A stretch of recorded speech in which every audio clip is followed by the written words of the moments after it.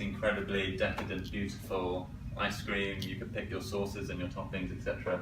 And obviously they're really photogenic, so everyone's taking photos. And Magnum was promoting this on their channels. And they worked with a company called Oglivy, who go out and basically get in touch with customers who are posting this stuff and acquire the rights to the images.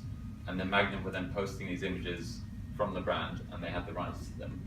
And they found that the image, it was 3 out of 4 times the consumer-generated images performed better than the Magnum-generated images.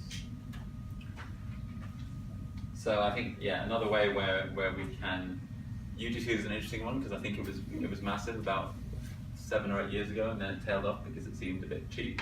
And now I think it's coming back because it does show that credibility and authenticity as a brand if you're putting your stamp onto your audience's content.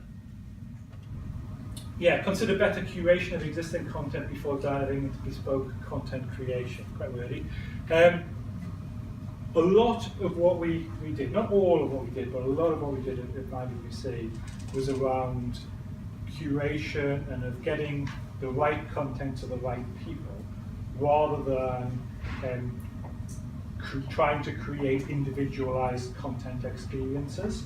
And there's 2 reasons for that.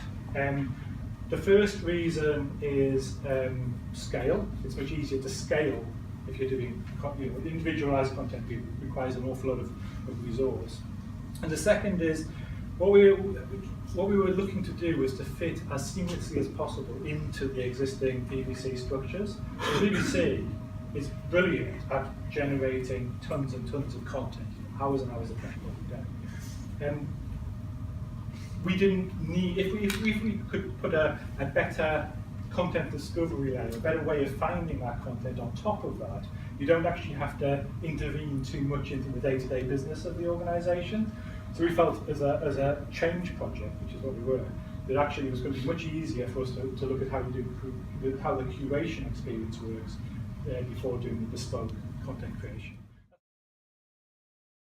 Really focusing on one of the areas we focus on is about relevance and topicality.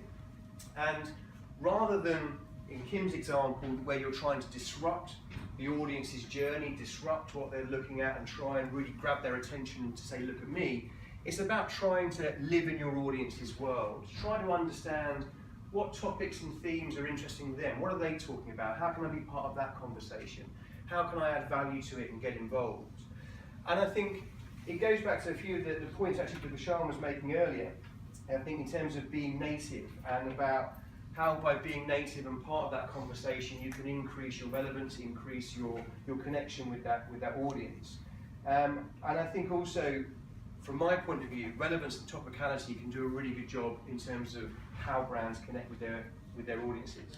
By using and connecting your message with a topic that your audience wants to talk about, you could then work with what is again a relatively low budget to create a breadth of content and engage your audience over quite a long period of time. And it's all about how can you create that connection between your message and what your audience are talking about. And I think not only is it about kind of how you can maximise your budget, it's about kind of how can you deliver that campaign in relatively short lead times, and then how can you use that to drive reach.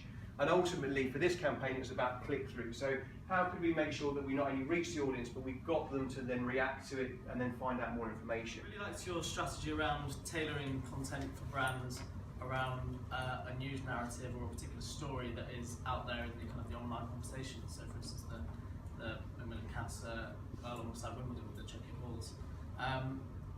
There will be lots of instances where a brand needs to get a message out there in a certain time period, but there won't always be a really strong place online conversation that they can tap into that they have a right to talk about, or that might be too sensitive. For instance, with Brexit, some brands might be seen as insensitive to speak in that situation.